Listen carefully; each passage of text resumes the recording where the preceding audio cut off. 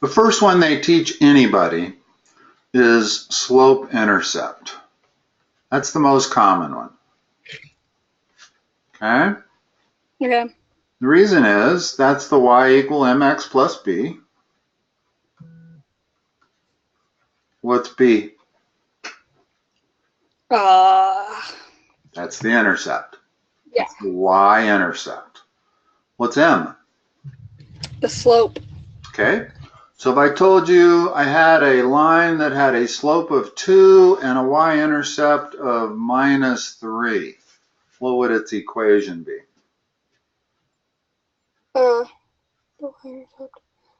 It would be 2x plus -3. Start with the left side.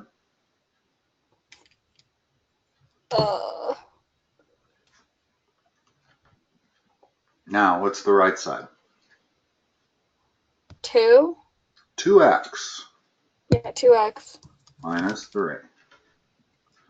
In other words, when you have your final equation, you have exactly one y and one x in it. Okay. Okay? So the only thing you need is the y-intercept, b, and the slope. So if they give you both of them and they say write the equation of it in slope-intercept format, this would be it. Okay? Now, the other one, point slope, is that the one you learned? Yes. The second one? Yeah. Well, this is in case you have one point and the slope. And this format is like this.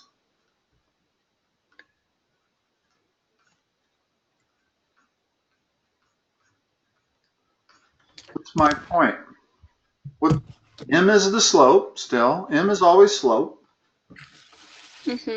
So let's say they gave you a problem where I have a slope of 4 and it goes through the point 1, 2. Write the equation of that line in point slope format. So it'd be y minus 2 equals 4x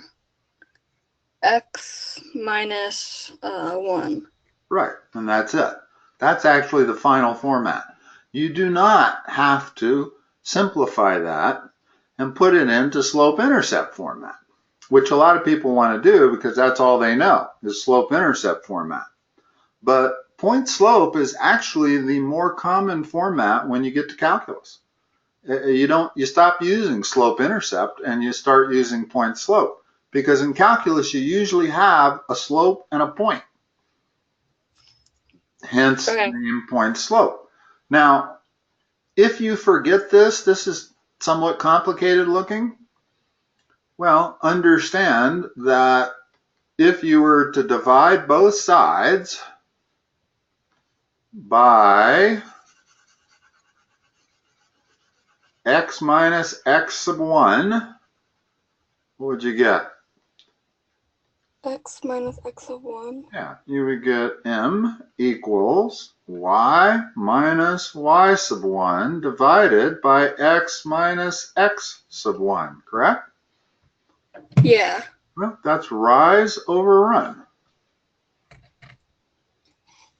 So as a way of checking whether you have memorized the general formula properly, just if you're unsure, divide both sides by that and make sure you've got rise over run equals slope.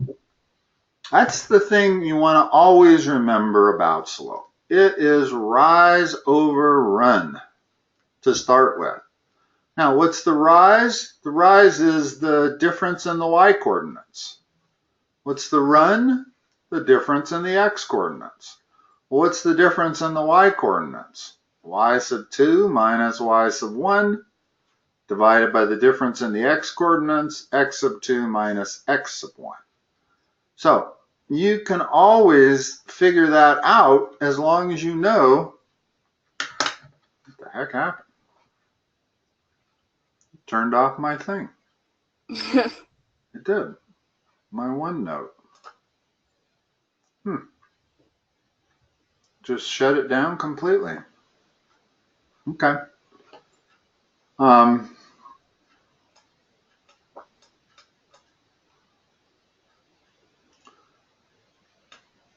So there is a third format. Have they talked to you about that yet? Standard format? Let me see. I'm going to give it to you regardless whether they've given it to you or not. I don't think she's gotten. What's that? I don't think she's gotten there yet. Okay. There's a third format, standard format, which is ax plus by equals c. For example, 2x plus 4y equals 5. In other words, that's also the equation of a line. It's linear. There's only one x and there's only one y. There's no x squared, there's no y squared.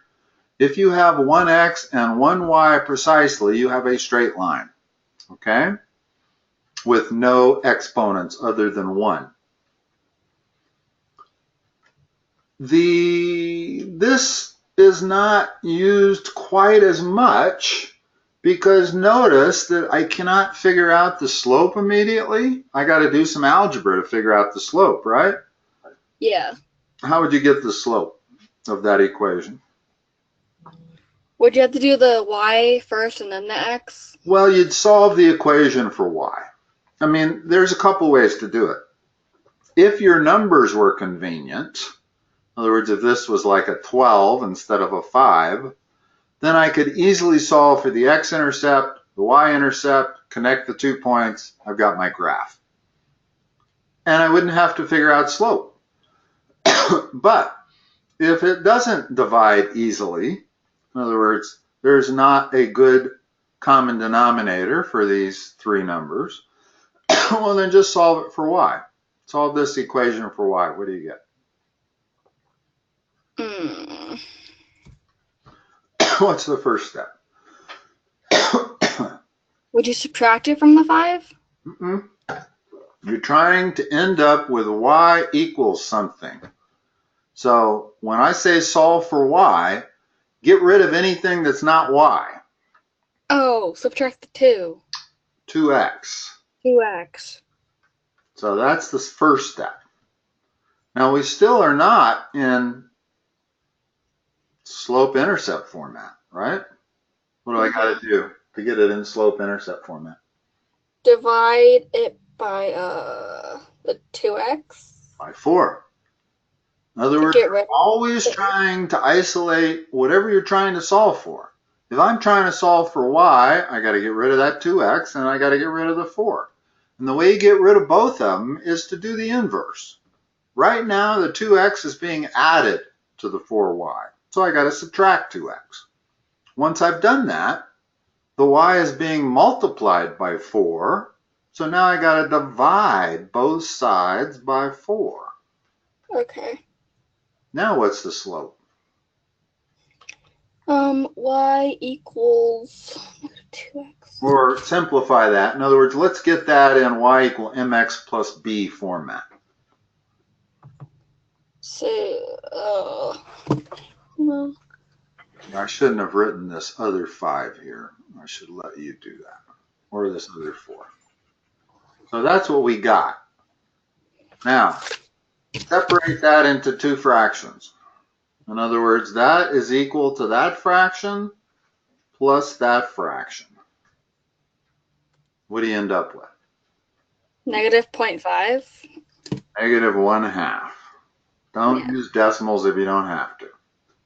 Seriously.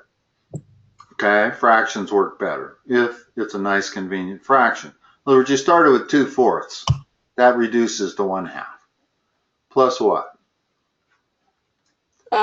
Plus 1.25, so 1 1/4. About just 5/4. Yeah. In other words, you don't need to convert them to decimals. You're doing that because you're getting that out of a calculator. Which I don't like. I'd rather see you do these without a calculator.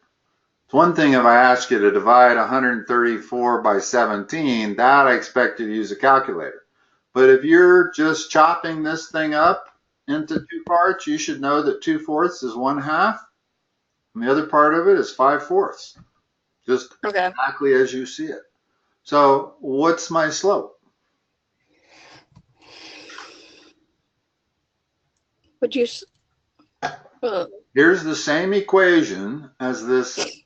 So all I did was alter it to solve for y. Would the slope be a half, a negative half? Negative 1/2. Don't drop the negative sign. It's whatever that coefficient is. Whatever it is, that's the slope. What's the y-intercept? The 5/4. Yeah. So if I wanted to graph it over here, I go to 5/4, and I would make a negative slope of 1/2, which means I would go down 1 and right 1. Excuse me, I would go down 1 and right 2. That's how you get the negative 1/2. And is that a negative slope? Yes. That's the way you can always tell if you've done it right. I don't remember if last time we talked about this or not, but every student in Colorado says up and over. Yeah. Okay? Well, up and over works fine, but the key is making sure you have the sign on the slope correct. And up and over doesn't describe it. You got to say up and to the right or up and to the left, or down and to the right or down and to the left. And you don't need to worry about which way. You don't have to memorize all those combinations. All you got to do is make sure when you're done, your slope is negative. Okay? Okay. Now, I'm going to give you a, did I do this for you? I think I did this last time, and I'm just going to double check. It's very important you understand negative slopes and positive slopes. Oh, we got to go. Okay. What's that? Positive. Wait. Positive? That's a horizontal line. What's that? Positive? 0. 0. Let's see why.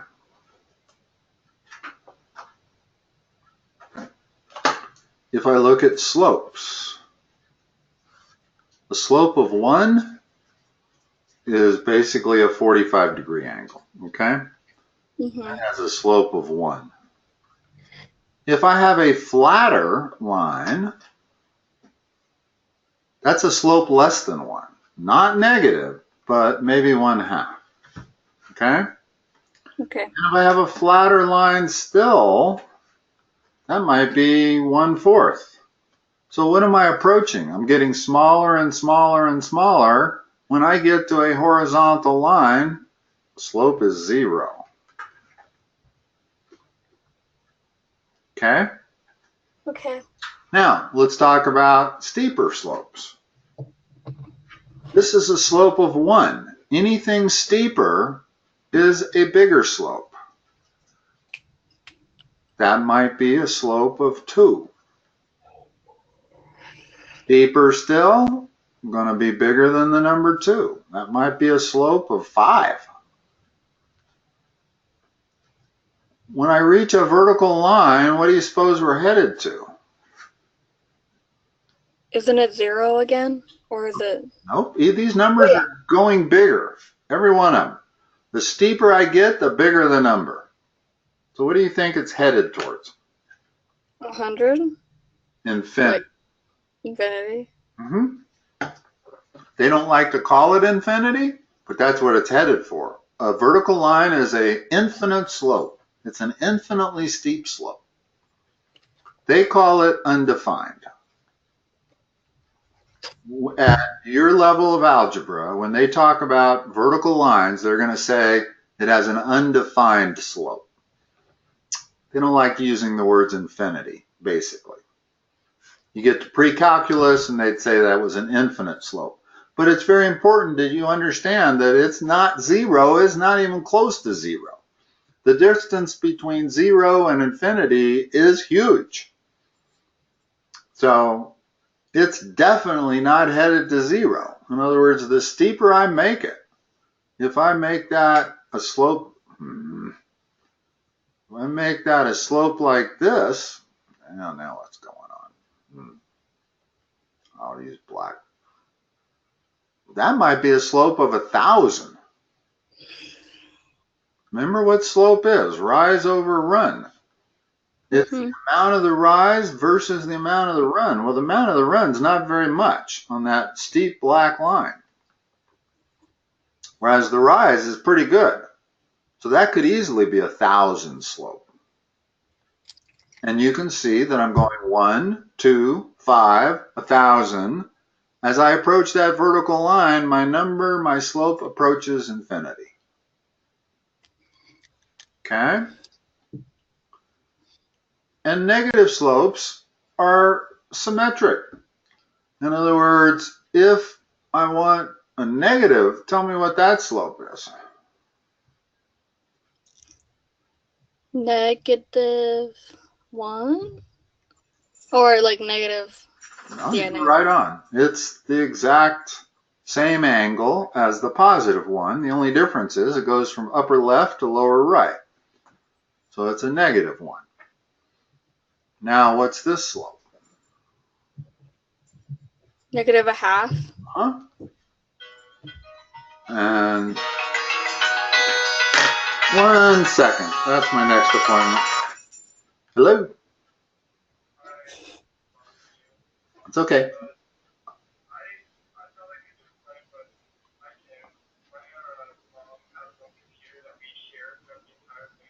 Okay.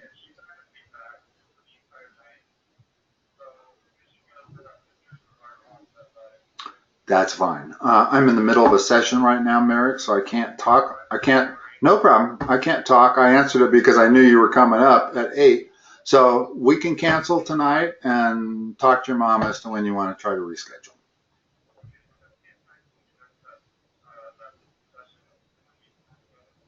Okay. All right. Bye-bye. Okay. All right. So you get slopes.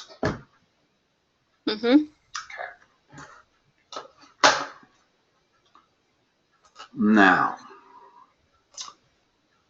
there's a lot of problems on here that deal with slope. So it's going to be useful for us to do some of these problems. We only have 10 minutes. So is that okay? Do a couple of these problems?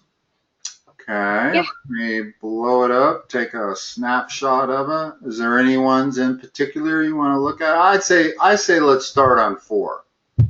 Okay. Maybe do 4 and 10 and 12. There are all kinds of different problems. 4 through 9, those are pretty easy. Find the slope. So, start with the general format, always. What's the definition of slope? Mx plus b? Or, like, what do you... No, we're talking about just slope. I'm not talking about the slope-intercept format of the equation. I'm talking about what is slope. Slope is rise over run. Yeah, rise over run. What does that translate to in terms of x's and y's and all of that? y1 minus y2, and then x1 minus y2. I mean x2. Okay. You can actually do it that way and get the same answer. The general equation is y2 minus y1 over x2 minus x1. Oh.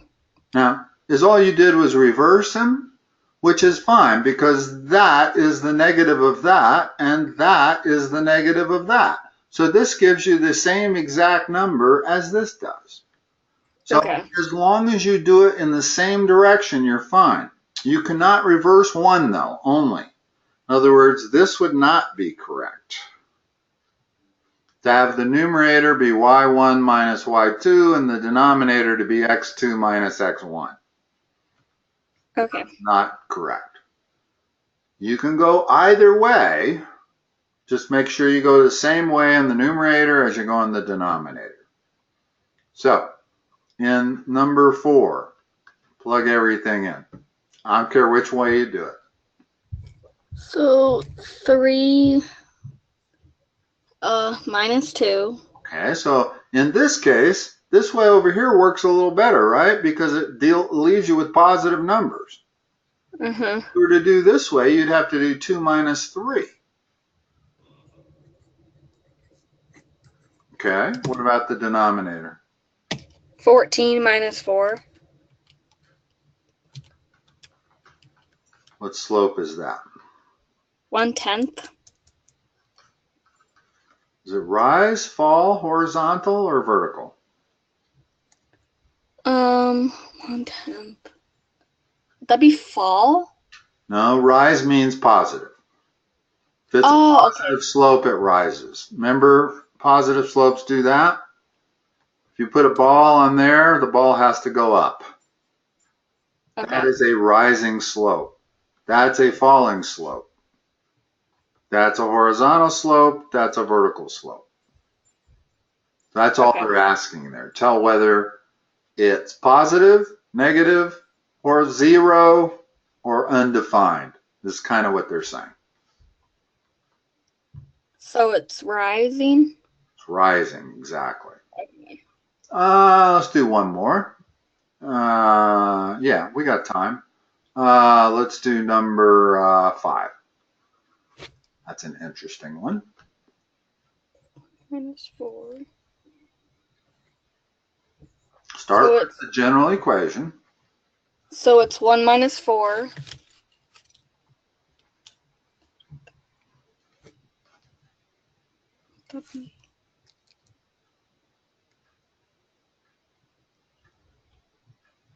Over 8 over 8. 8 minus 8. Can you divide by 0? No. Okay. What does that mean about the slope?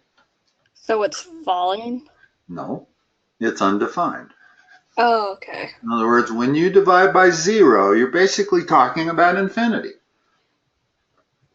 Anytime you divide a number by 0, you're talking about infinity. Could be negative infinity, could be positive infinity, but you're talking about an infinitely large number.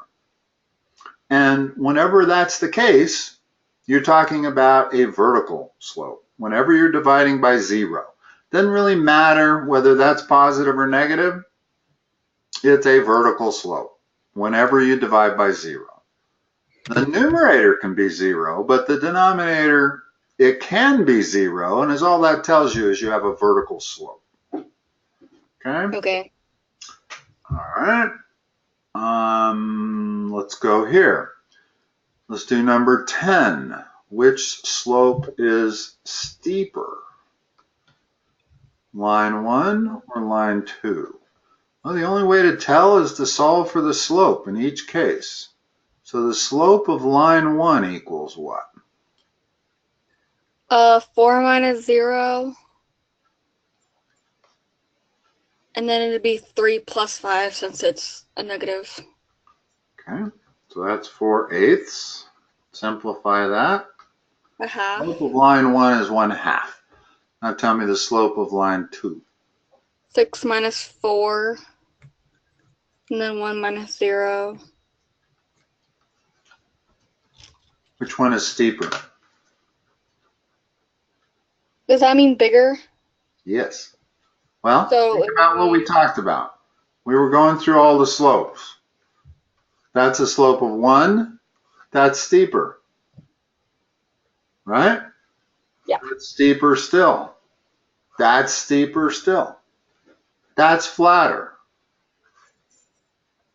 So when they say which line is steeper, they mean which line is most vertical, which has the greatest rise over run. Well, that slope's bigger than that slope, right? Mm-hmm. Okay. That's all you do for 10 and 11. I want to make sure we do 12 before we quit. we only have a few minutes, so let's do 12. Tell whether the lines are parallel, perpendicular, or neither. Well, the way you tell that is by figuring out the slope. So in number 12, what's the slope of line 1? -2 minus 5.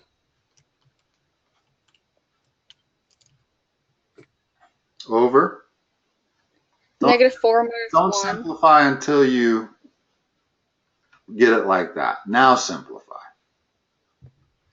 -7 over 5. -7 over -5. See why? Mm-hmm. Okay, that is the same as 7/5. That is a positive slope. Now, line 2. -7 minus 0.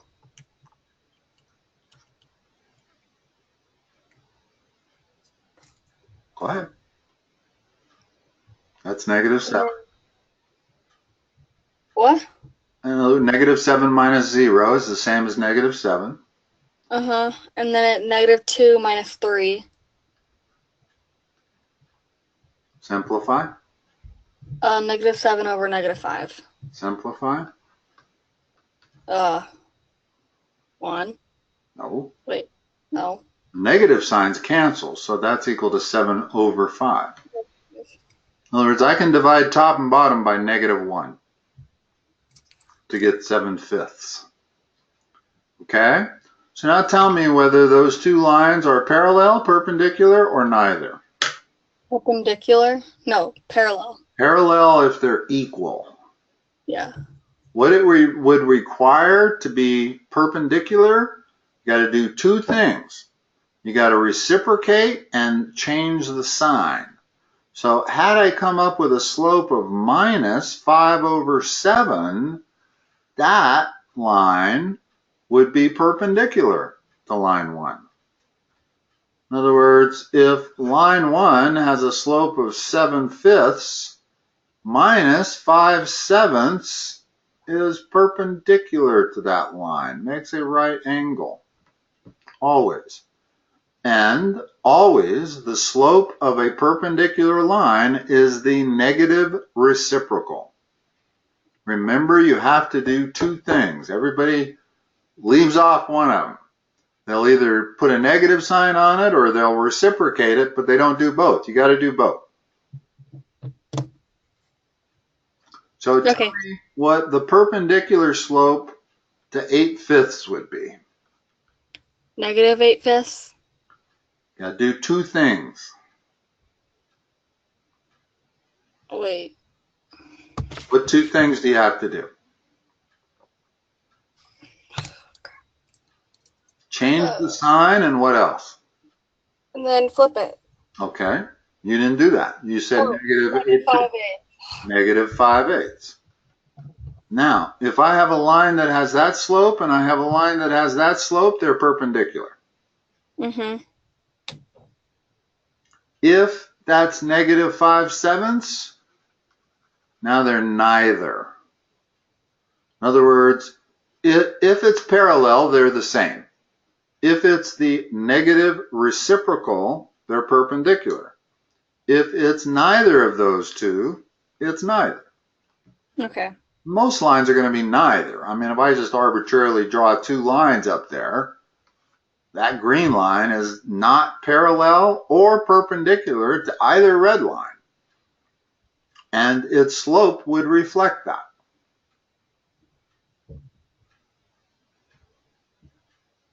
Okay? Okay. That's slopes in a nutshell, but that's a good nutshell.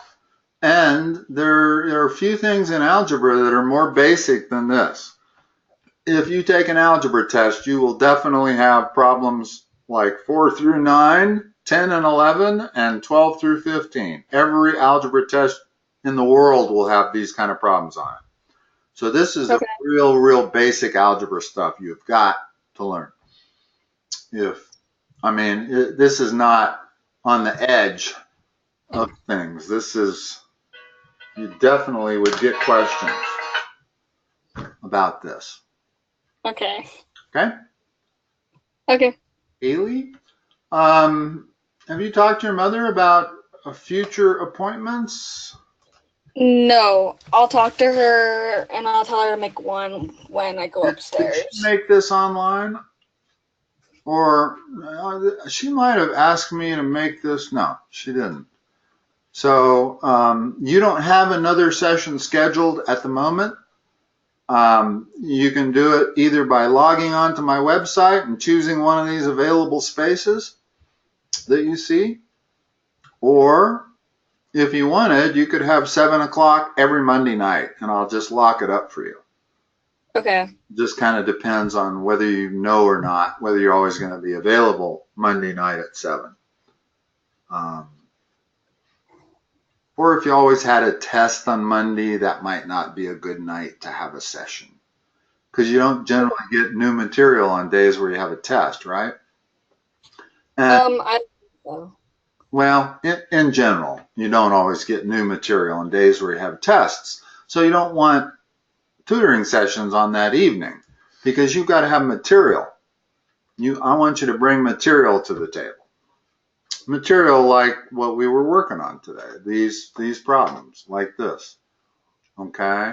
Now I can make up a certain amount. I was able to take up the first 15 minutes just teaching you about slopes, but it works a lot better if you give me problems.